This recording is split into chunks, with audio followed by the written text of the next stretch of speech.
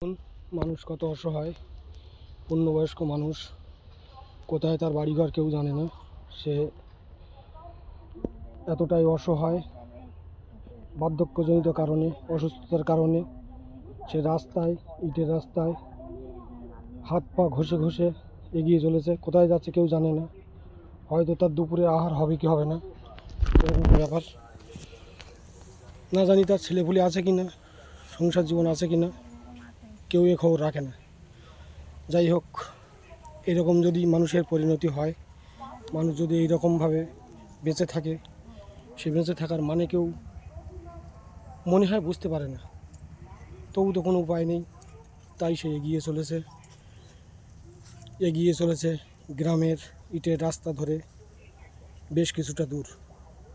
তো আমি আর কি করতে পারি, তাকে একটু সামান্য অর্থ দিয়ে সাহায্য করতে পারি, চেষ্টা করছি। জানি না সে নেবে কিনা অর্থটা।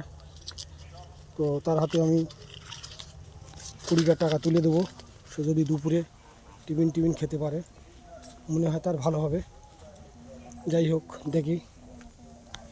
মাসিমা, ও মাসিমা, এই নাও, এই খাবার টাবার খেয়ে কোন। তোর বাড়ি কোথায়? ও, তাই এতটা পথ একা যেতে পারবে এইভাবে? এতটা পথ একা এইভাবে যেতে পারবে? তা আস্তে আস্তে যাও, আর কি হবে। কোথায় গেছিলে তুমি? ও, যাই হোক, আস্তে আস্তে সাবধানে যাও। হ্যাঁ, ঠিক আছে মা, সাবধানে যাও। তাহলে রাখি। হ্যাঁ মা, ভালো থাকো।